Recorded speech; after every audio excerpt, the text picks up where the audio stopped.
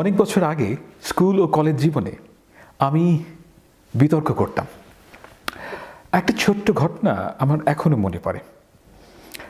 আমাদের জেনারেশনের সেরা বিতর্কিক ছিলেন সুদীপ রঞ্জন দেব, বাইফা। ঢাকা মেডিকেল কলেজে পড়তেন। বহুদিন দেখা হয় নাই। সুদীপদা খুব বড় ডাক্তার হয়েছেন। তো একদিন বিতর্কের পরে আড্ডা দিচ্ছি। আমরা বিতর্কের স্পিচে আল্লাহ শব্দটা কখনোই বলতাম না। এটা 90s কথা। We just try to avoid the word. এবং যখন একেবারেই অ্যাভয়েড করা যেত না, তখন আমরা বলতাম ঈশ্বর কিংবা সৃষ্টিকর্তা। আবার মনে পড়ে না জীবনে কোনোদিন আমি ডে টু ডে লাইফে শুনেছি যে কোনো মুসলমান আল্লাহকে ঈশ্বর কিংবা সৃষ্টিকর্তা বলছে। নেভার। যে লোকটা নাস্তিক সেও সৃষ্টিকর্তা বলে না, বলে আল্লাহ। কিন্তু বিতর্কের স্পিচে কেউ আল্লাহ অ্যাজ এ ওয়ার্ড উচ্চারণ করে না। সুদীপদা আমাকে হাসতে হাসতে বলেছিলেন যে দেখো, বিতর্কে আমি আল্লাহ বললে কোনো অসুবিধা নাই, কিন্তু তুমি বললে ব্যাপারটা অসংস্কৃত হয়ে যাবে। And he was right. I didn't have that freedom. At least I never felt that I have that freedom. 90s-এ এই ব্যাপারটা যে কতটা স্টাইফলিং ছিল এখন বললে বিশ্বাস হবে না। শুধু সমাজে সব জায়গায় কিছু অলিখিত নিয়ম ছিল যেগুলো আমাদেরকে মানতে হতো। এখন মনে হয় দেশে ওই ব্যাপারটা আর অতটা রিজিড নাই। তবে এখন তো সমস্যা অনেক ঘন। মানে এখন তো আপনারা ওই মুজিবু ছাড়া তেমন কিছু বলতেও পারবেন না। মুসলমান আইডেন্টিটি নিয়ে বাঙালির যে দ্বিধা, যে লজ্জা, সেটা আমি সারা জীবন বুঝতে চেষ্টা করেছি। সে নিজে যদি ধর্ম না মানত, কিংবা ধরেন ইসলাম অ্যাজ এ কনসেপ্ট সে অপছন্দ করে, তাহলে এই আচরণ ব্যাখ্যা করা যেত। কিন্তু অনেক ক্ষেত্রে সে আসলে ইসলামিক মোরাল কোড মানে এবং সেটা সানন্দে, কিন্তু এটা সে বলতে পারে না পাবলিক স্ফেয়ারে। অনেক বড় লোক আর ক্ষমতাবান হওয়ার আগ পর্যন্ত ওন করতে পারে না নিঃসংকোচ। বাংলাদেশের মুসলমানদের মধ্যে এই সংকোচ, এই দ্বিধা একটা সময়ে খুবই খুবই ওয়াইড স্প্রেড ছিল। তো বাংলাদেশের কালচার ওয়ার নিয়ে আমি কিছু বলতে চাই। আমার নাম ফাহাম আব্দুল সালাম। আমার ধারণা আমি একজন লেখক। 18 বছর বয়সে আমি জানতাম না এই কালচার ওয়ারে কীভাবে ন্যাভিগেট করতে হয়, কীভাবে ব্যালেন্স করতে হয়। সহজ না তো ব্যাপারটা। ফর্চুনেটলি আমি জীবনে এমন পর্যায়ে চলে এসেছি যে একজন পাঠক কিংবা স্টাবলিশমেন্টের কোনো ভ্যালিডেশনের চাহিদা আমার কাছে আর নাই। এসব আমার কাছে সার্কাস মনে হয়। আপনি কতটা ট্রাইবাল তার একটা এস্টিমেশন মনে হয়। আমার আগ্রহ বাংলাদেশের এই আইডেন্টিটি বিতর্ক মনস্তাত্ত্বিকভাবে আপনার উপর কী প্রভাব ফেলে, কীভাবে আপনাকে ছোট একটা প্রভিন্সিয়াল মানুষে পরিণত করে। বাংলাদেশের কালচারাল এলিটরা ধর্মকে বাদ দিয়ে সংস্কৃতিকে ডিফাইন করতে চান। তারা মূলত এমন একটা সাংস্কৃতিক স্পেস খোঁজেন যেখানে ইসলাম ধর্মটা পৌঁছায় নাই। এতে তারা কমফর্ট ফিল করেন। তারা মনে করেন যে ধর্মকে বাদ দিলে যা অবশিষ্ট থাকে সেটা সব মানুষের জন্য সমানভাবে উপযোগী হবে। সেজন্য ধর্মকে বিশ্বাসের জায়গায় ঠেলে দেওয়ার নামে পার্সোনাল স্ফেয়ারে ঢুকিয়ে দিলে পাবলিক স্ফেয়ারে সবাই স্বচ্ছন্দ হয়ে যাবে। কিন্তু যিনি মুসলমান, তার মুসলমানিত্বকে লুকাতে গিয়ে তার ভেতরে যে মনস্তাত্ত্বিক চাপ তৈরি হচ্ছে এবং সেই কারণে যে তার অভীষ্টে পৌঁছতে পারছে না, এ নিয়ে কালচারাল এলিটদের কোনো মাথা ব্যথা নাই। অল্প শিক্ষিত মানুষদের, যেটা প্রায় 90% বাংলাদেশি, এদের ধর্মকে বাড়ির ভেতরে ঢুকাতে গিয়ে যে তারা তাদের কনফিডেন্স হারিয়ে ফেলছে এবং একটা অদ্ভুত প্রতিক্রিয়াশীল ইসলামে অভ্যস্ত হয়ে গেছে, সেটা বাংলাদেশের কালচারাল এলিটরা চিন্তাও করতে পারে নাই। আমি আপনাকে একটা সহজ প্রশ্ন করি, hypothetical question, nothing personal. What would you rather be? আপনি কি বাংলা ভাষায় বকযোদ্ধা হবেন, না উর্দু কিংবা হিন্দি ভাষার স্কলার হবেন? যদি উর্দু ভাষায় স্কলার হওয়াটা বাংলায় বকযোদ্ধা হওয়ার চাইতে গ্লানিকর মনে হয়, যে মানে ক্ষতি যা হওয়ার সেটা মনে হয়ে গেছে। আর এই ক্ষতিটার কারিগর হলো আমাদের কালচারাল এলিটরা। তারা আপনার ছোট্ট মাথায় এভারেস্ট সমান কনফর্মিটি সান্দাই দিয়েছে এবং এত সার্থকভাবে ঢুকিয়েছে যে সেখানে কমন সেন্স ঢোকার আর জায়গা নেই। এদেরকে নিয়ে হুমায়ুন আহমেদ সাহেব এরকম একটা কথা বলেছিলেন একটা সাক্ষাৎকারে, যে অন্য যে কোনো ধর্মের রিচুয়ালে থাকলে তারা গর্ববোধ করেন, কিন্তু ইসলামে থাকলে তারা খুবই অস্বস্তি বোধ করেন। তারা মনে করেন যে ভাষা একটা সংস্কৃতির জন্ম দেয়, অ্যাটলিস্ট ভাষা হলো সংস্কৃতির মূল নিয়ামক। এই চিন্তা স্পেশালি ভারতবর্ষের প্রেক্ষাপটে আমার কাছে ফান্ডামেন্টালি একটা ভুল ধারণা মনে হয়। কেন মনে হয় একটু পরে বলছি। দেখেন, সংস্কৃতি আপনার ভাষার বাই প্রোডাক্ট না, আপনার মোরাল কোডের বাই প্রোডাক্ট।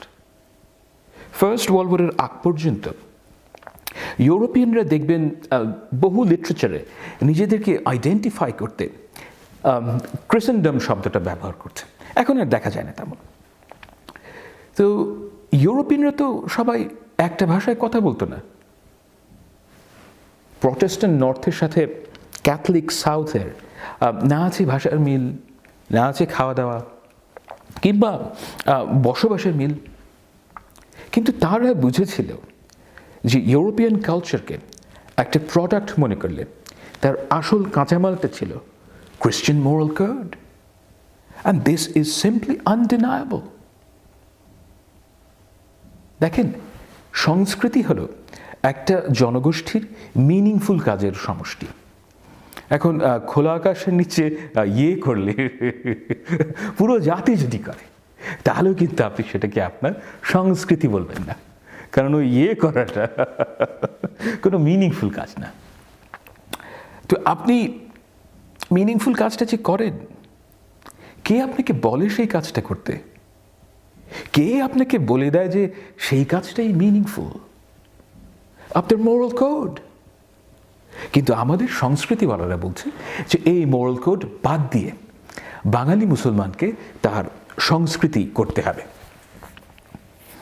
ইয়েস, আমাদের ভাষা, আবহাওয়া, জেনেটিক্স, অভ্যাস এসব আমাদের সংস্কৃতিকে প্রভাবিত করে, কোনো সন্দেহ নাই। কিন্তু কি করতে হবে, এই প্রশ্নটার উত্তর আপনার ভাষা আপনাকে দেয় না, দেয় আপনার মোরাল কোড। এখন বাংলাদেশের মুসলমানদের সমস্যাটা কোথায় দেখেন? আমাদের শিক্ষিত আরবান মুসলমান পাবলিক স্ফেয়ারে তার ধর্মের কথা অ্যাসার্ট করতে সংকোচ বোধ করেন। এর মূল কারণ হলো তাকে ওন করতে বলা হয়েছে এমন একটা সংস্কৃতি যেটা শেয়ার করে সম্পূর্ণ ডিফারেন্ট ওয়ার্ল্ড ভিউর দুটো জনগোষ্ঠী। এবং গত 60 বছর ধরে এই দেশের কালচারাল এলিটরা বলছে মুসলমানদেরকে, ইট ডাজন্ট ম্যাটার, ধর্মের পার্থক্য রিয়েল পার্থক্য না। হিন্দু আর মুসলমান উভয়ই বাংলা ভাষায় কথা বলে, তাই সবাই একই সংস্কৃতির উত্তরাধিকার বহন করছি। এই দেশের বিরাট সংখ্যক মানুষ এই আজগুবি কথাটা বিশ্বাস করে ফেলেছে। ইদানিং এই কথাটাকে প্যালেটেবল করার জন্য 1000 বছরের ঐতিহ্য নামে একটা বুলশিটের উল্লেখ করা হয়, যার মানে কি নো ওয়ান রিয়েলি নোস। দেখেন, হিন্দু আর মুসলমানের ওয়ার্ল্ড ভিউ এবং তাদের থিওলজিক্যাল অ্যাজাম্পশনস একেবারেই আলাদা, এবং এই পার্থক্যটা ইররিকনসাইলেবল। You'd be fooling yourself if you think otherwise. Now, I'm not saying this difference should be weaponized to divide the two groups, or this difference somewhat hinders the peaceful coexistence of Hindus and Muslims. Not at all. However, denial of this difference is just stupid. It helps no one. খেয়াল করেন, মুসলমানের metaphysical লক্ষ্য হলো বেহেশতে যাওয়া। সে মনে করে যে ভালো কাজ করলে সে বেহেশতে যাবে, আর খারাপ কাজ করলে সে দোজখে যাবে। সে জানে যে রসুল পাকের সাহাবীদের অধিকাংশই প্রথম জীবনে খুব ভালো মানুষ ছিলেন না, but they became the best of human beings. তাই জীবনের যে কোনো মুহূর্তে আল্লাহ দয়া করলে তার সুমতি আসতে পারে, মানে একটা সম্ভাবনা আছে জীবনে। এমনকি সে যদি অপরাধ করে তার প্রায়শ্চিত্তেও সে একাই করবে, তার এজেন্সি আছে একজন ইন্ডিভিজুয়াল হিসেবে। মুসলমানের মন হলো এক্সপ্লোরারের মন। কেন? এই ব্যাপারটা বোঝেন। তার কাছে খারাপ কাজের শাস্তি হলো প্রপোর্শনাল, কিন্তু ভালো কাজের পুরস্কার হলো ডিসপ্রপোর্শনাল। মানে পৃথিবীতে একটা ভালো কাজ করলে খোদা তাআলা শতগুণ পুরস্কার দেবেন পরকালে, নন লিনিয়ার।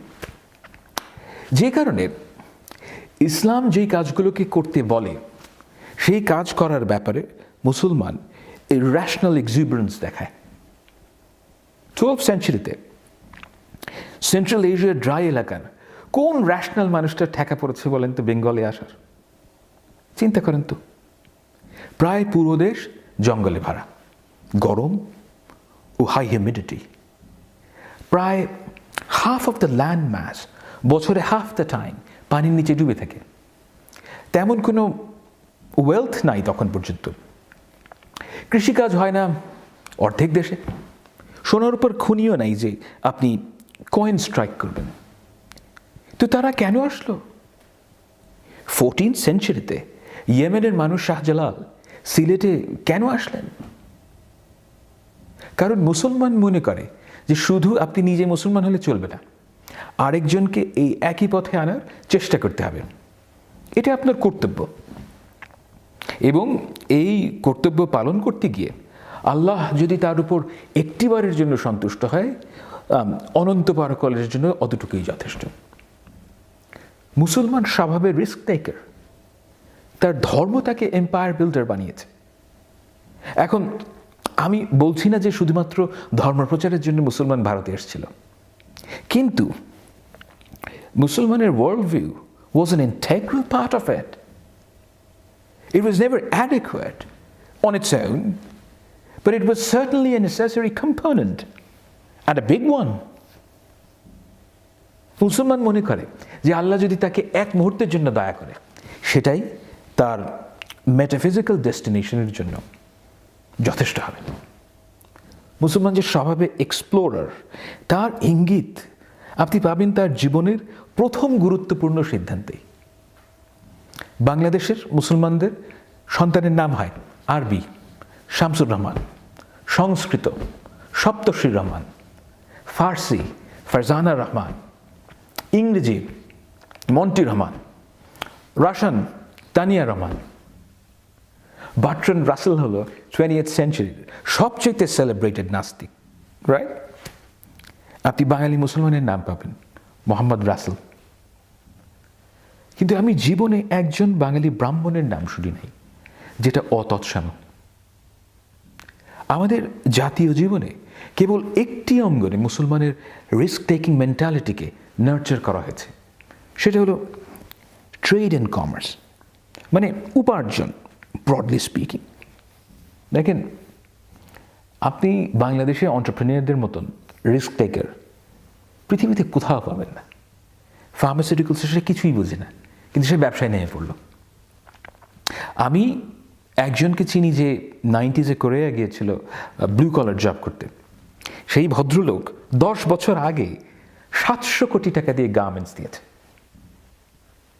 আরেকজনের সাথে দেখা হয়েছিল যারা এখন খুব সম্ভবত ডলারের বিলিয়নিয়ার, কিন্তু লেট 80s তার বাবা সিম্পলি দোকানে কাপড় বিক্রি করতেন। এরকম একটা গণবিরোধী বিউরোক্রেসি যারা প্রতি মুহূর্তে ব্যবসায়ীদের কাজ কঠিন করে দেওয়ার তালে থাকে, যারা বাকিতে ঘুষ খায়, ভবিষ্যতে কিস্তিতে ঘুষ খাবে,